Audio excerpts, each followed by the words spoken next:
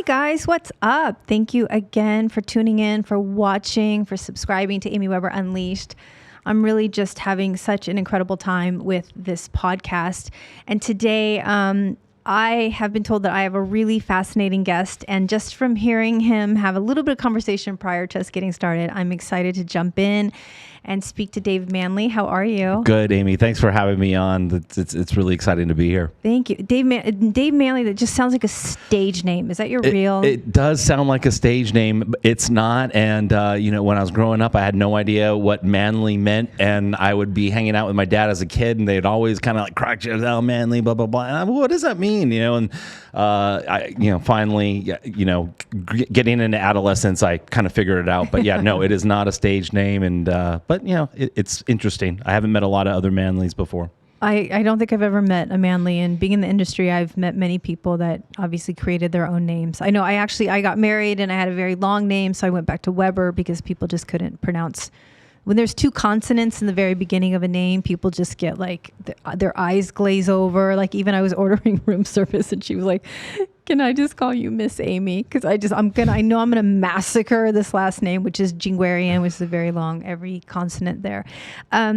So I know that you are really into MMA, and I love MMA. I love every aspect about fighting and just the courage that it takes to get into the ring, especially with MMA. I mean, listen, not taking anything away from boxing, because obviously boxing is an incredible sport and it takes the heart of a lion and, the spirit of who knows what, but, MMA is just, you've got nothing protecting you, right? Yeah, you know what, Amy? Boxing is part of MMA. It stands for mixed martial arts. For those people who are listening and don't know, it's a younger sport. Boxing has been around for over 100 years, way longer than that. And MMA is, the UFC celebrated its 25th anniversary a couple years ago. Wow. But what people don't understand about these fighters and getting in the ring, because you'll hear people, human cockfighting, and when the sport was coming up 10, 15 years ago, it got a lot of bad publicity, a bad stigma.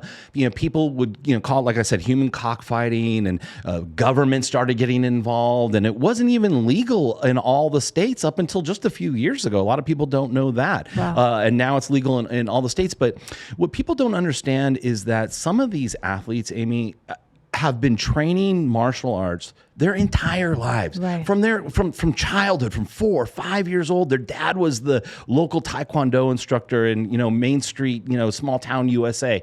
Some of the fighters are just straight gangster, and they are just badass street fighters. And somebody found them and molded them. And that story is Brian Ortega's story, who's fighting for the championship this Saturday. Right. That's his exact story. He was such a great street fighter that a boxing coach heard that he's kicking everybody's asses, but this is just some young punk on the street. So he went out and found this guy and ended up molding him. But anyway, the point I'm trying to make is that you mentioned the word courage. These guys have so much courage to get into a cage, and they're basically, I don't want to use the hyperbole, they're fighting for their lives, but they're fighting for everything that they got, Amy. Right. I mean, financially, career advancement, and they're doing it half naked. Yeah, in a little tiny shorts. No, there's no protection. There's no gloves. Right. There's nothing. And I mean, there are gloves. They're 4-ounce gloves. Right. But one thing that they're risking out there that is very courageous to me, that gets overlooked a lot, is there's a very good opportunity that they're going to turn into a meme or get embarrassed for years and years to come with a horrible knockout. Right. And that's got to be so scary. So, yeah, courage, absolutely, 100%. And yes, I do love the sport. I've been involved with this sport somehow, some way, since before the UFC bought it 25 years ago. I had friends that fought. I've been into martial arts since I was a kid. So, to kind of see this sport grow and be a part of it, I'm just the luckiest guy in the world. It's, I followed it for a really long time, and, I haven't followed it for a while, but I saw Connor McGregor, I guess the other day at the he's an MMA guy. Yeah. He's probably the most popular MMA guy, and he's indirectly probably the single cause of why I do what I do. And I'm not a huge Connor McGregor fan. I don't like his antics. I don't like him personally. And I'm sorry to interrupt. And you saw No, Connor. it's okay. No, I was just wondering, like, because look, boxing, right? They do the weigh-in and they get in each other's face, and that's all a part of it, right? I was a part of the WWE. I understand what sports entertainment is.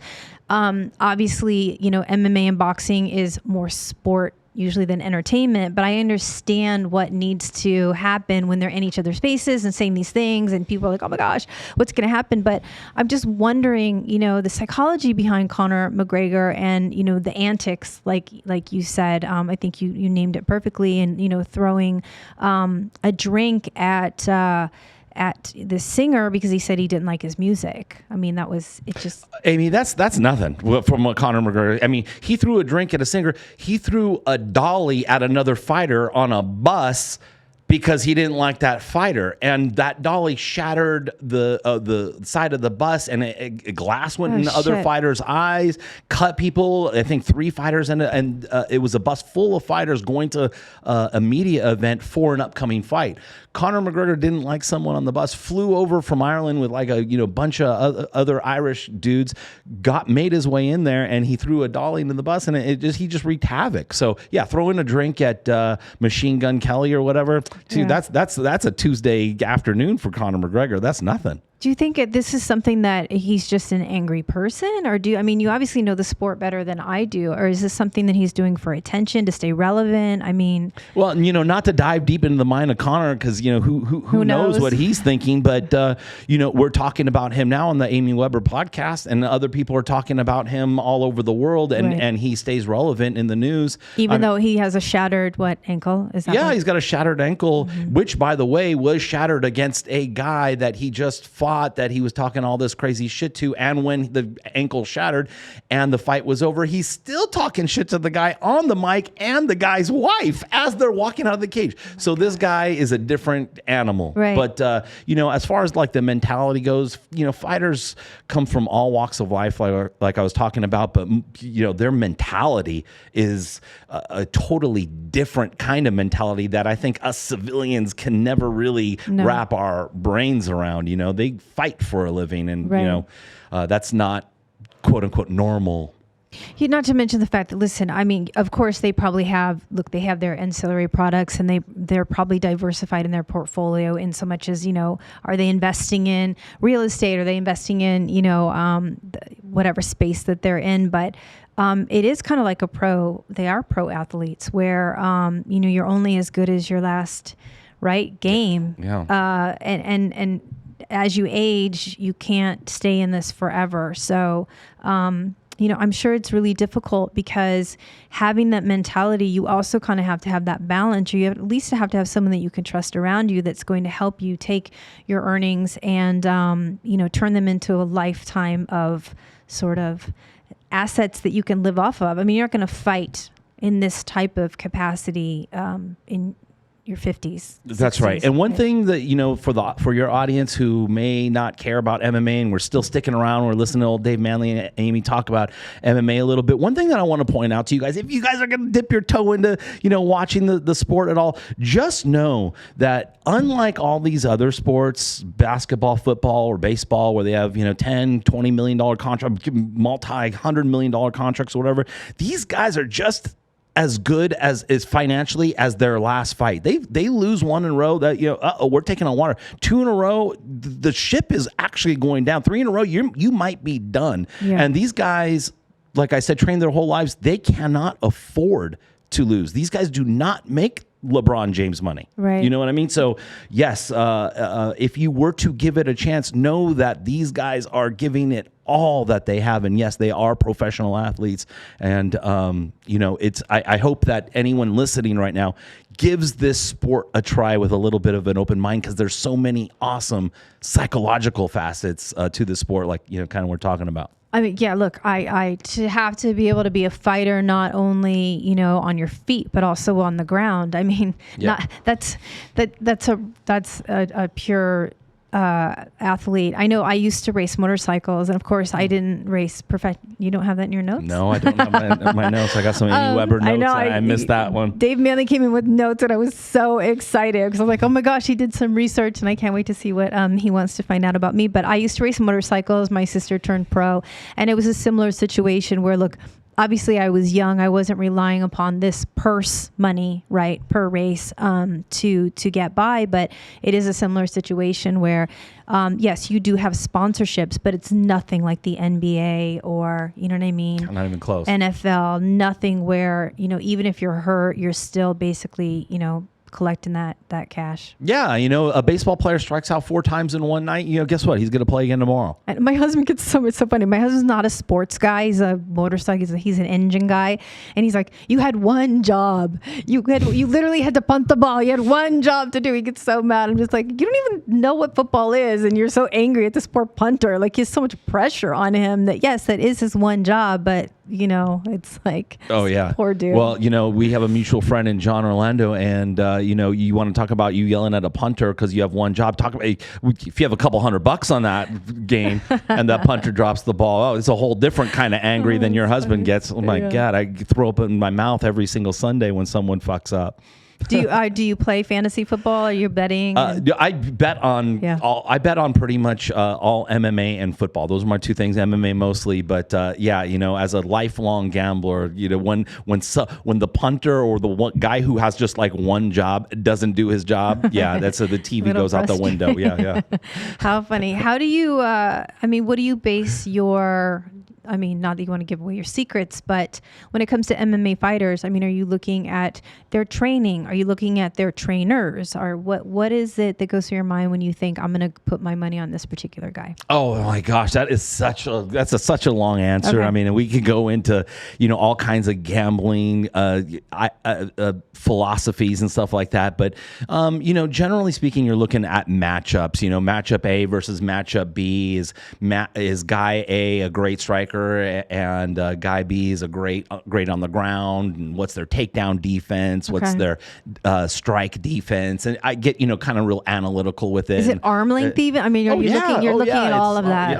Height, the reach, all of that. Yeah, you want to diagnose as much as possible. If you're going to put your hard-earned money on Joe Blow, right, you want to make sure that Joe Blow is who you think he is. And sometimes it just doesn't show up and it doesn't happen. I guess that's like what it is for anything that you bet on. Yeah, everyone has an off day. Yeah.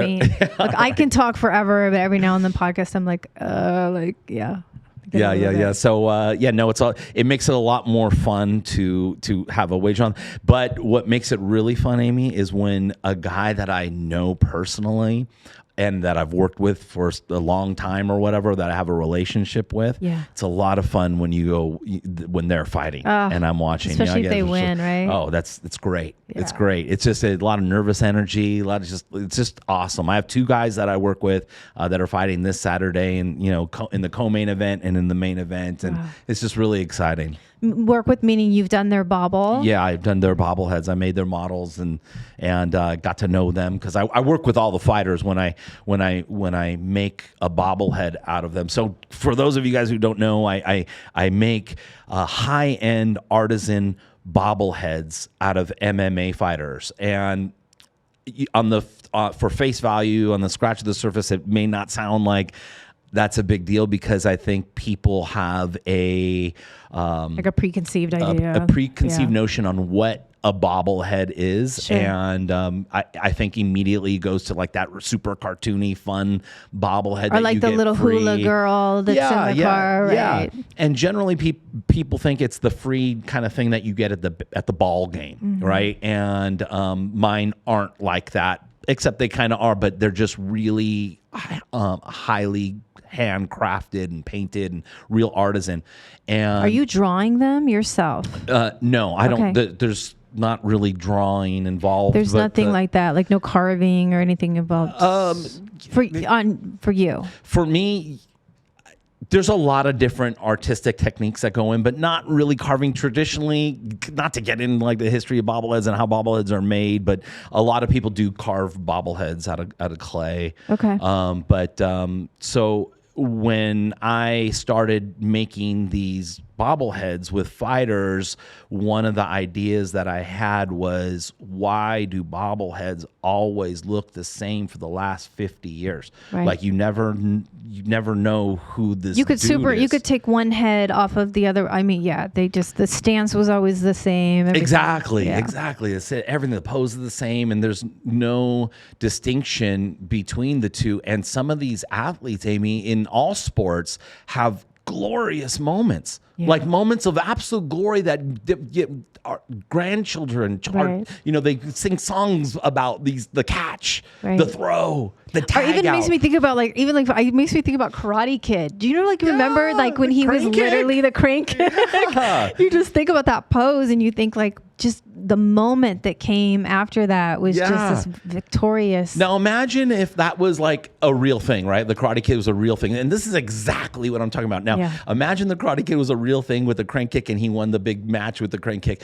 And someone came out with a Danny LaRusso bobblehead and he's just standing there with his hands up. Right. And he's just kind of like facing you. No knee up, nothing. Yeah, this bullshit. Right. Where's the crane kick? Yes. That's what Danny, and that's what it was like for, Tom Brady and Jeter and all these great athletes in the past. Joe Montana, they're just holding the fucking ball. It's like, where's the big moment? Yeah. And so not only was there not any bobbleheads made for MMA, but there wasn't any bobbleheads in any sport made out of the big moment. Right. The specific moment that basically made history-making moment. Yeah. And then so that's where I came along and I'm like, this is not right. I saw one of your bobbleheads before you came in, and it's interesting because when I was in the WWE, they had already scanned me for my action figure, which is a little different, obviously, than a bobblehead, and for the video games, and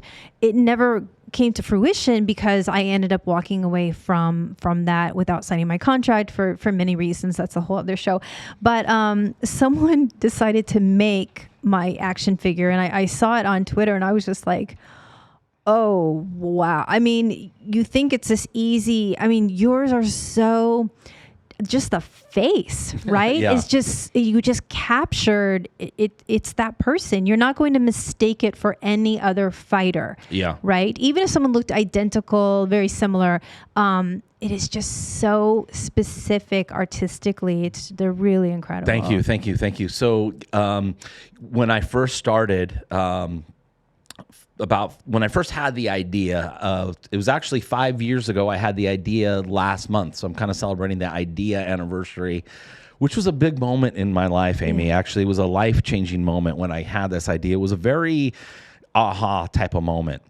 And when I had that moment, I thought, you know what? I'm going to make these things like the best ever, because I want to show honor to these guys. Yeah. And I want to really make sure I memorialize them and capture these wonderful moments for the sport that I love and not a lot of people do.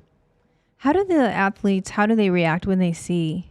I mean, it must be pretty cool for you. Pretty cool moment. Amy, it's the coolest moment. It's the coolest moment.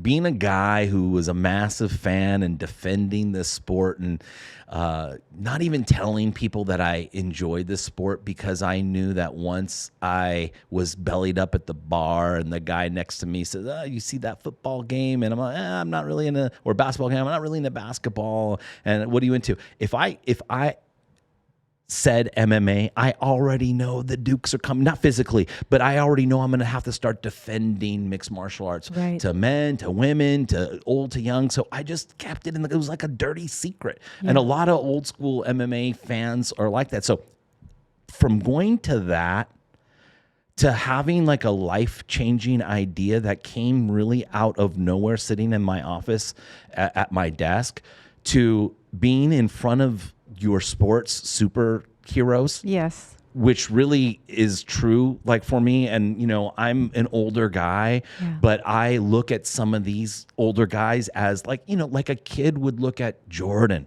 or a kid would look at Kobe or whatever. I look at these guys like that. So for me to not only get to know these guys a little bit personally and to go over the artwork with them and kind of get them involved or whatever, but then to present them with the final product, I mean, it's really, really powerful for me. It's like, I get a little bit choked up even now, because it's just like, man, what did I do to deserve this? Aww. And it's not like and by the way, I'm not saying that I luck boxed my way here. No, you worked damn hard. I worked really, really hard, and I made a lot of mistakes, and I fell down a lot. And it cost me a lot of money, and I'm still making mistakes. Yeah. And but you know what? At the end of the day, you keep putting your foot forward, and the next thing you know, you're in front of your sports hero, looking at what you created of him, and him smiling at it and touching it and pulling out his phone and taking photos of it so he can show his wife and his kids. And it's very, very gratifying. I love this because I know that you have I think John said that you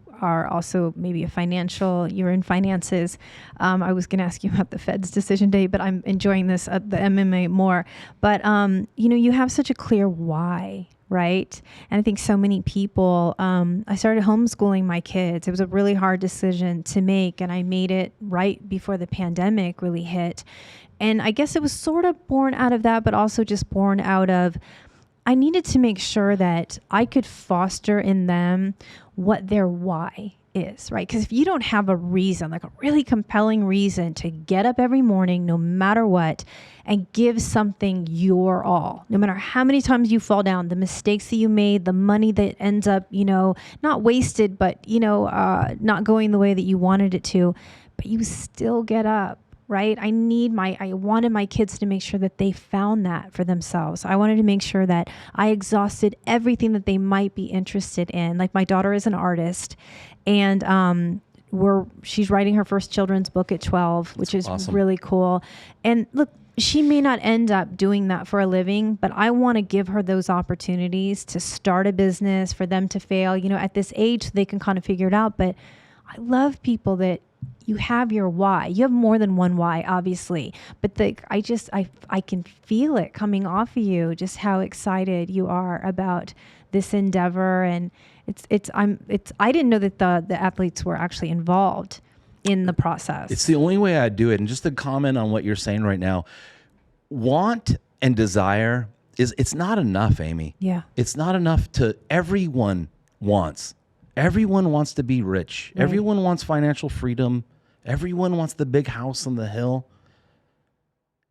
Not a lot of people are willing to do what it takes to get there. And in order to kind of reverse engineer that, you need the why. Right. You need to get up out of bed in the morning. You need to get up off the ground when you just got kicked in the belly and you're hunched over in the fetal position. And then life comes and kicks you in your jaw. That's the difference, I think, between me, say, in this business and a lot of people who have wonderful ideas. Yes. My idea's not that great, Amy. It's not. I'm not changing the world with this crazy idea. I can fucking make bobbleheads. Right. But I was not going to stop. Yes. And I was not going to quit. And you can punch and kick and knock me down. And it's just, I will run through a wall because of the why. And my why is my goal in life. And I wasn't achieving. I never knew any way to the road to get there or whatever, was to do something in the MMA field. Right. Something. I'm a professional advice giver. Yes. And I advise people on their money, which is like the most sacred thing that people can have. Yeah. It produces freedom, it's security, it's what we go to work for and stay in traffic for, and what we plan on passing down to our children generationally. So people have a lot of trust in my advice. It's a lot of responsibility. It's a lot of responsibility. And I handle a lot of money. Yeah. Lots and lots of tens and tens of millions of dollars I handle daily. And nothing got me more excited than working in MMA, doing something that had nothing to do with what I chose as a professional career. You sound like me. I'm literally a broker. I'm like selling like $20 million houses, like celebrity. But I fly to Vegas to do a podcast because I felt like Man, I just got the shit kicked out of me. I mean, just the shit kicked out of me from the time I can even remember. And then I got up and I kept reading books and I didn't give up and I wanted to kill myself, but I didn't do it. It was just like, and now I'm here. And it's like, I'm flying to Vegas to do this podcast. And I can't even stand flying. And I literally cannot wait to step foot on that jet to get here, to share this human experience with other people in the hopes that, 1, 2, I don't know how many people are going to hear this and they're going to realize, you know what? I'm not going to give up, or I'm not going to kill myself, or she made it through it. And, she was successful and she had all the odds against her. So, I understand you. I really do. And it's a great testimonial to doing what makes you happy. Yes. And pursuing your dreams. Right. Even though we're not 20 years old anymore, or we have a comfy career, a lucrative position doing something else. If it's not making you happy, what are you doing? Yeah. And I say, I tell this to my children who are 12, I have twins, and I say this all the time. I say, listen, when my cup is overflowing, okay, it's not overflowing with money. It's just overflowing with the happiness that I get by coming and doing something creative, because I'm a creative person. I'm so much better at everything in my life. So you're much better at handling someone's money because of the effects that this gives you. That's right. Yeah. And does that mean that makes me happy? Absolutely not. Right. So you have to take, for those of you listening out there, and who are kind of on the fence on what you're doing in life or what's going on in your world, or you're trying to pursue this small business and it just ain't working out, you got to ask yourself, what is making you happy? Right. And not to get all cliche, because life is short and, coming out of COVID, and we've known people who've gotten really sick, if not pass away, and all this stuff. But the bottom line is, if you're doing something that is not making you happy, that is not fulfilling you, where you can't wait to get out of bed. Can't live without it. Right, yes. Right. You can, like I can't wait to get out of bed, Amy, when I'm working on a project. I can't wait to throw the sheets off my body when the sun just starts peeking through, and get up and just tackle it and go and kill it. If you're not there and you're just doing what you're doing with for money, get out. Get out. Get out. Stop. You're existing. You are existing. Right. You are not living. Yeah, right. Yeah. You got to just stop. And, that's kind of where I'm at now in my professional life, because I'm running so thin personally, not to turn this into a therapy session, but, it's like, man, you need money to survive. And I get that. But, if you can break the chains and run freely, to what is you're passionate about, then I think that's where you want to be headed. That's the road that you want to be down. Yeah. And look, I think I learned late in life. I mean, look, we can live very happily and very securely with much less than what we think we need. Right. I mean, all this flexing that's going around lately with, houses and cars and money and social media. It's just like, I don't know that you can define that as happiness. I know everyone has to figure out for themselves what happiness really is for them. But again, like you said, that overwhelming feeling, you can't stop smiling, right? Yeah. If you're not in that, and I know it's scary, I know it is, to make a change, but do it now. Because tomorrow is not promised. I know that, having cancer twice. Yeah. There is no guarantee that tomorrow is going to be there for you. And if you think that, I'm, providing for I have to do this, I have to do that, you're going to be a better parent. You're going to be a better partner. You're going to be a better friend if you are doing something that fills you up as a human being. That's right. Yeah. And you're going to be a better you. Yes. which makes the whole world a better place, honestly. Right. I feel like there's a song coming on between Dave and I. So, Dave, I want to get to your questions. What are your notes about me? Well, I didn't write down questions per se. Okay. I just wrote some notes down on, things that you talked about in your podcast, because I hadn't heard your podcast before this morning, and I listened to a couple of them, and I just thought that your tenacity for life and your overall world vision was very inspirational. And I thought, a couple just the notes that I made is like, I really thought that you never know when you're going to impact someone's life meaningfully, like that taxi driver did for you. Oh my gosh. And it just is a testimony to being a good person. Yeah. Right. And that taxi driver, when you talked about that taxi driver, my heart melted. Here's this guy who described him as a immigrant. Is an immigrant from the Middle East, and he doesn't need to do shit for anybody. But here he is seeing another human being, having troubles, and he's going out and look at, 30 years later or whatever, we're talking about him. Right. So I just thought, wow, what a interesting concept, a phenomenal, powerful concept of just helping someone out. And not understanding really, you're talking about like paying it forward. You don't know the impact that you can have on another human being's, the trajectory even of their life. I don't know what I would have done without this man. He just made it possible for me really to survive. I was at the lowest point besides, my childhood, and I just felt like I had someone that had my back.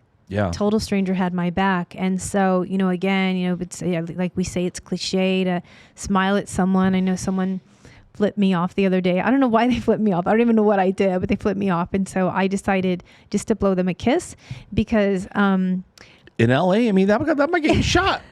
That might get you shot in LA. Amy. Actually, he didn't really know. Like at the point, like he wanted me to be angry, but because I wasn't angry, and I didn't even do it in a smart ass way. I really just was like, okay, I'm just gonna blow this guy a kiss because, and he's like, he's kind of you know what I mean? It just that anger. I saw it kind of dissipate from him, and not that that's always going to be the case, but look, leading with kindness for me is definitely the way of the future. Yeah. It reminds me of when you were talking in the podcast too about driving from Pasadena and Encino all crazy and flipping people off and honking your horn and stuff. Yes. Yeah, you can't be doing that. You can't be flipping people off. Yeah, I thought my kids were going to unthaw. I was like freaking out. I had frozen embryos in my passenger seat, all seat belted in, and I'd gone through so much to have these embryos. And I lost so many kids. You're right. Look, I just got pulled over for the first time in probably 25 years by a motorcycle cop. I knew better. I drive a Tesla. I'm trying to be a good person and, not contribute to the, carbon emissions into our environment. We have this one little planet that we're killing. But I went into the HOV line and I'd forgotten that I don't have my stickers on my car yet. But I was just like, okay, I'm a Tesla. I should be able to be in the HOV, whatever. So he pulls me over. He's like, I was like, oh gosh. So I'm having to go through traffic school. Have you done traffic school? Not since. Oh my gosh, yeah. So I haven't done traffic school, but I'm really paying attention to it because it's this improv traffic school, and they're not a sponsor, but it's really funny. Like they make it in a really funny way, and it's actually. It changed my whole perception about driving. It really did. Not to say I'm a bad driver, but I am more of an aggressive driver. And I just realized like every person that you pass, you are risking an accident. I mean, it's just, and I know statistics show that even if you pass someone, I think it's going to save you a minute and 20 seconds. Is that a minute and 20 seconds worth your life, someone else's life? I used to race motorcycles, so I am a bit of a fast driver, not with my kids in the car. My husband is listening. But yeah, gosh, people have gotten so unhappy and so aggravated and so angry lately. Yeah, Amy, I'm born and raised in LA too, and you said that you live in LA. For all you guys out there living, in a not a huge metropolis like LA, LA is no joke, man. I mean, LA is like Mad Max beyond Thunderdome. I mean, it's Meets crazy. Frogger. Yeah. I mean, it's a wild time out there. But the one thing that LA has is the anger. Yes. My God, people get angry. So I moved from LA to San Diego. I live in like a small, sleepy little beach town right now. It's like, people, it's like, you go. No, you go. No, you go. You know what I mean? So it's like everyone just kind of cruises. And so I go back to LA. I'm like, oh my God, I'm freaking out. Yeah. It's tough. It's tough driving in LA, especially lately. Again, like people have their patience or they're gone. Yeah, for sure. So, are you working on any bobbleheads right now? What is next for you? Yeah, so I'm constantly working on bobbleheads. The thing about these bobbleheads is that they take a long time to make. And so I'm working on new fighters that are coming out like next summer. So how long does it take from concept to completion? Well, okay, so the interesting part of this business and being little Dave, single guy, trying to get this business off the ground is how in the world do you contact superstar fighter to get a bobblehead made? Like when you think about that, you want to make something out of some famous person, right? And you're just like normal, everyday civilian Joe.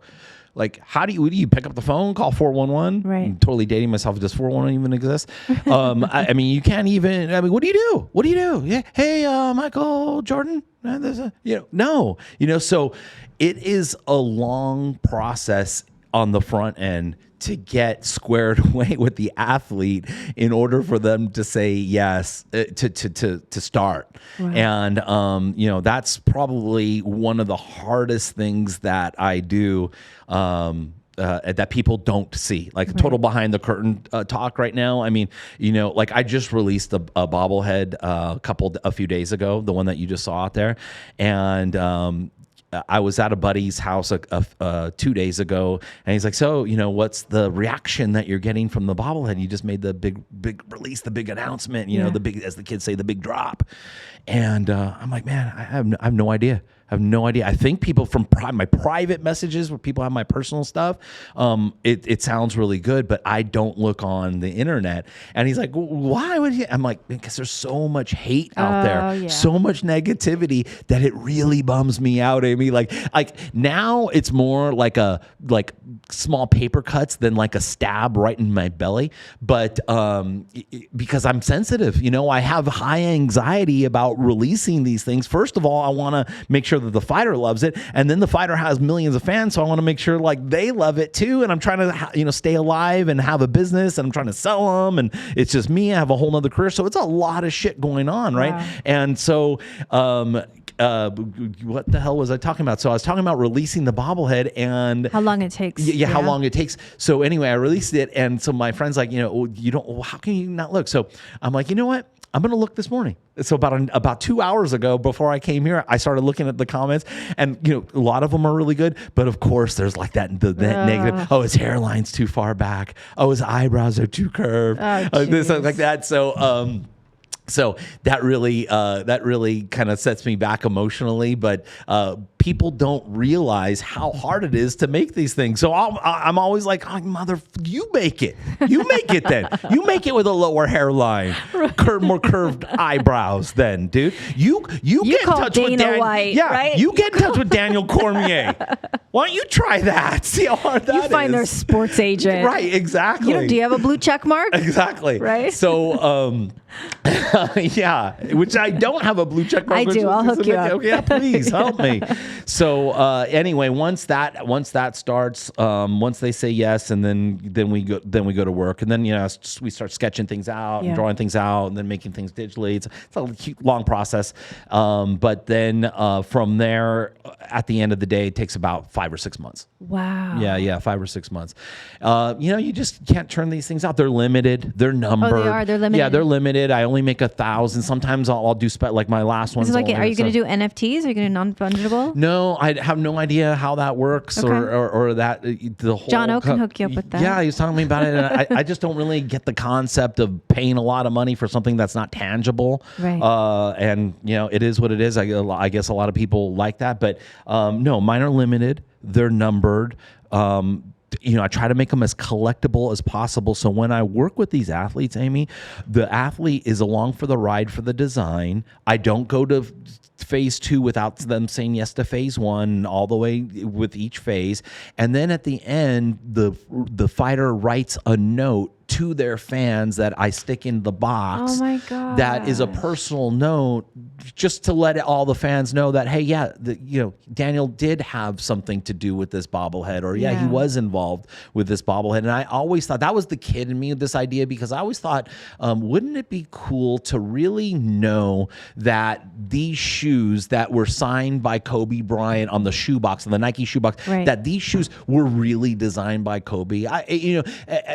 You're buying the Kobe 10s or whatever, the LeBron 16s or whatever. How much did LeBron really have to do with this design? You don't know, but his signature's on the box. And then so I thought to myself, well, what if I made a product in which you not only know that they were involved, but they're going to write a special note to you, the fan, and thank you for buying the product. So some of these fighters, they'll write, I say write whatever. So some of these fighters will, write very, short, simplistic. Hey, thanks for being my fan. Cool. Thanks for remembering this knockout. Felt good. And then they sign it. And then some guys write, 3 paragraphs. You got to start early.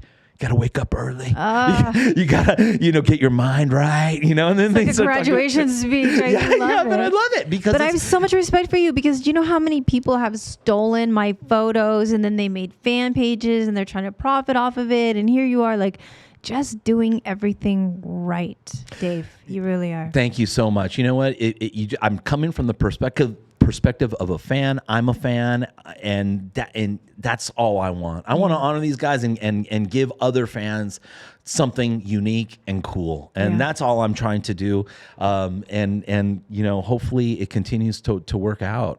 And I love the whole MMA talk, but I want to ask you just briefly, because, the feds did come out today. This affects me because it affects real estate and it affects my interest rate. So they are saying, correct, that they're going to go ahead and hold and not make any decisions, but about interest rates.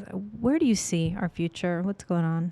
So I hate to be like the wah, wah, wah guy, but with my job, Amy, I can't really talk publicly about finance with the SEC and the regulations and things like that, because someone might take my advice, I say right now. So there's a lot of very strict rules with what I have disclosures. Listen, even if I'm not working with certain lenders or escrow companies, if they're associated with our company, we have to disclose the fact that they're associated, and if I quoted this rate and they don't get that rate, even though I'm not their lender. So I totally understand. Look, me personally, I'll just go ahead and say my opinion, because there's nothing that can happen to me. People are asking me about a bubble. I do not foresee a bubble in the real estate market specifically. But I do believe there has got to be some type of change. I think we have been going on this bullet train for a really long time, and there's going to have to be some type of correction.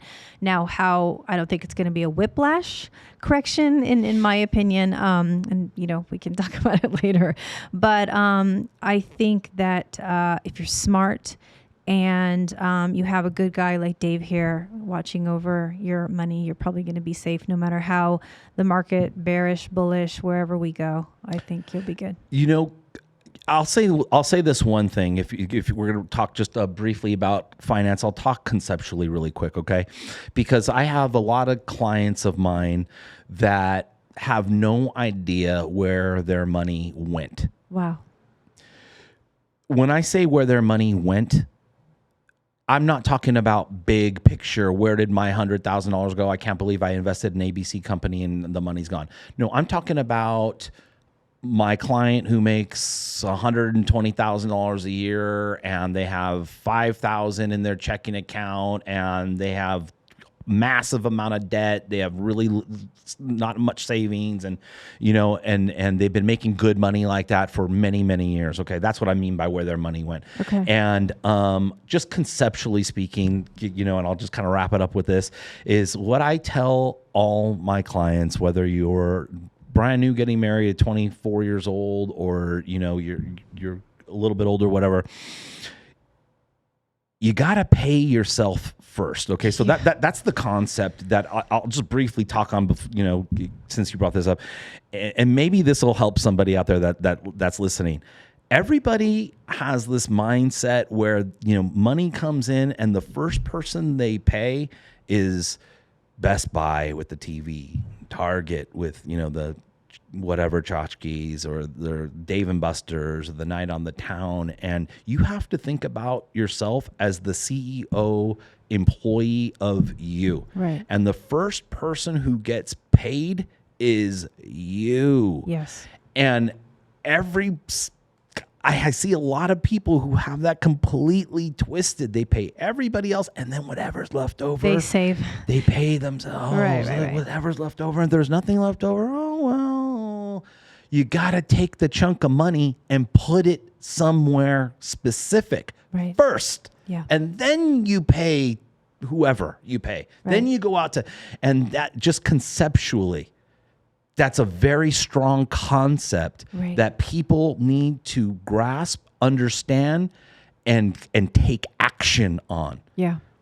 So that'll be my big finance. No, I love that. Look, again, it's to me, it's a lot of flexing. You know what I mean? Keeping up with the Joneses, whatever it is. Like, oh, they got a new curved TV. I've got a new curved TV. But you're right. Listen, I was teaching my children about compound interest the other day, and really trying to help them understand, about forming a corporation and why you do that, and taxes. And it's just, there's so much that people didn't learn and they don't want to learn. And, I appreciate them living, but at the end of the day, like you said, if you don't put yourself first, then there's no one to blame but you when you wonder where all your hard-earned money went. Right? Exactly. Yeah. And it's not fair to yourself when you pay everyone else first and you pay yourself last. Right. Because you might not have enough to pay yourself. Right. Right. And it's a real sad state when still today, kids, high school kids, they have no idea what a 401k is. They have no idea what Fed rates are. They have no idea how the stock market works. A lot of these kids have no idea. Or even interest. Checking account, savings account. Yeah. You have no idea unless someone tells you about it. Because I know I didn't really learn these kind of concepts in high school, maybe not even in college. Right. What the difference between these instruments are versus the other instruments. Even life insurance, like you know what I mean? Whole life and term. I mean, they're so different, and people can suck you in. And I'm teaching my kids at 12. They literally know more than most people do when they're graduating with a, 40. I bet you 9 out of 10 people don't even know what whole life is. What do you mean? What is this? You're talking about life insurance. Like, what do you mean when I die, there's money, someone gets paid. Like, no one has any. But the thing is that legacies and generational wealth is created by not only protecting you, but protecting your future income. And see, I can get rolling on I know this. you can. I know, me too. Shit. And the next thing I know, my compliance officer is going to be calling me and hey Dave, great podcast. Come into my office. SEC, forget this. Come in my office. Gosh. But no, you're right. Life insurance, 401k, interest rates, compounding interest, annuities, stock market, on and on and on. Okay, that's a whole other show. But but you've been such a joy to have. Thank you so much. Thank you so much for coming on and enlightening me, and just great respect for you sharing that, you had this thing that it's scary, right? It's scary to do something when you're doing something. Look, your job is very, I think, black and white and linear. And then to do the bobblehead thing is just so creative, right? There is a business aspect to everything, but the creative process, it's a hard thing to basically be like, I'm going to do this shit. Right. I mean, if no one's cheering me on about this, and I could potentially fail, but I have to do it. There's something in me, right, that's just, pushing me forward to do this. And you know what that is, Amy, is we're circling back on Amy's rule number 1, that if you want something bad enough, you don't give up. Right. Right. If you want something bad enough, you don't give up.